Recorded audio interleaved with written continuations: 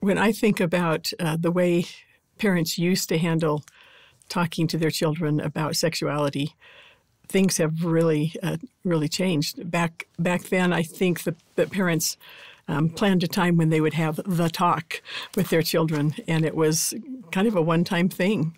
And you say, glad we got that out of the way. Now my child understands everything. That's not good enough in today's world. It's not a one-time talk anymore. We need to talk about what healthy sexuality is on a continuous basis and often.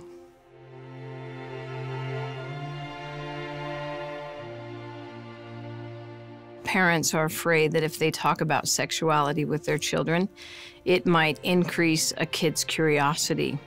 But there's a lot of research that shows the exact opposite. When we take away secrecy, we sometimes mitigate curiosity. So one of the best things that parents can do is talk about sexuality with their youth. Someone's going to. If they don't, the kids at school will, or the next door neighbor.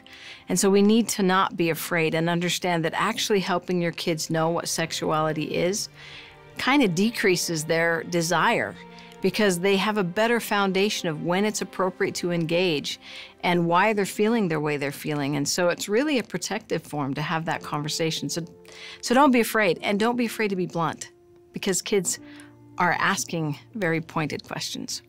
Often as parents, we're kind of worried that if we bring up the topic of sexuality, it's going to stimulate our children to be curious about this or to feel sexual feelings. To be perfectly honest, sometimes that's true, and that's okay. It's sort of like saying, well, I'm afraid if I get behind the wheel of a car, I'm going to encourage my children to speed.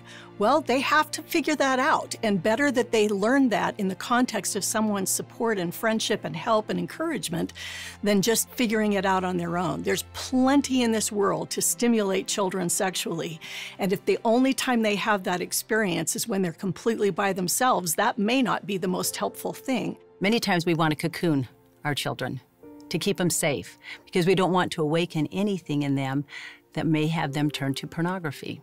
Realizing that if we don't arm them, the world will arm them. And the world will tell them different words, and then they will be seeking the world's advice versus our own. So we need to keep an open conversation with our children.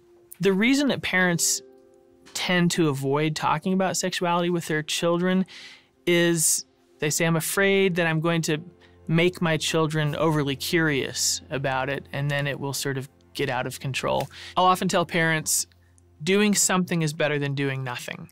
So just talk about it. Just bring up the conversation.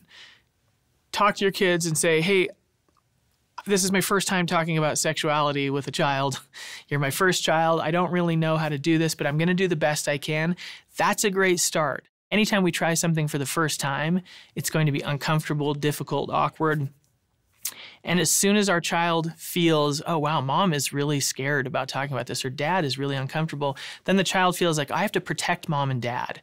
And we don't want children feeling like they have to protect us from our own discomfort about talking about sexual things. So I recommend that parents together talk about it with each other, talk about it with friends and neighbors who have children as well. Hey, how have you discussed this with your children?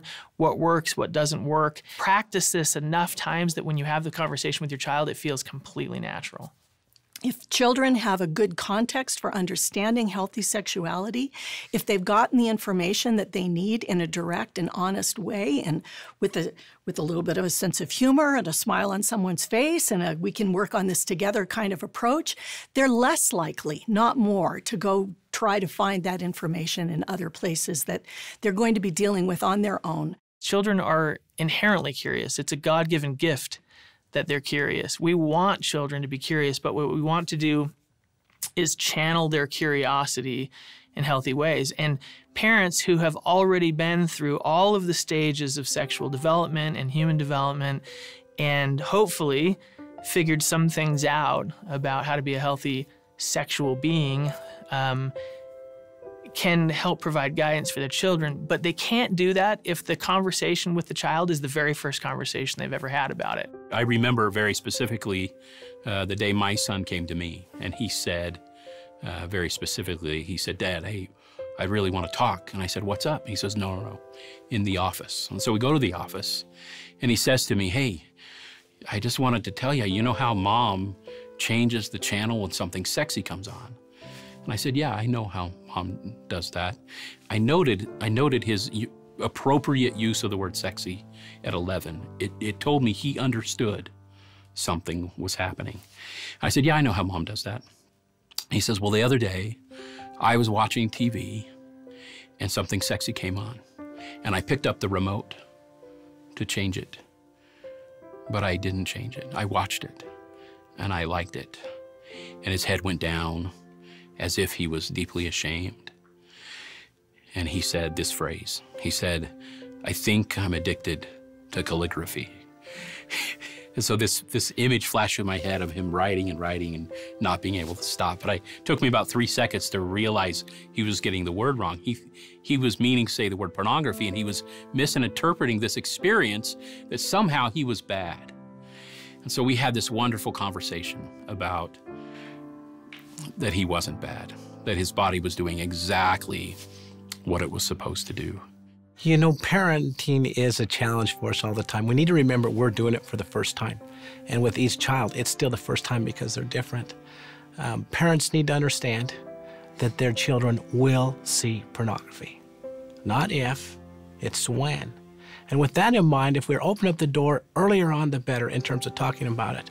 Now, we're not experts, but we do know that if you can communicate with your children and it's open, then you have an opportunity to address issues early on.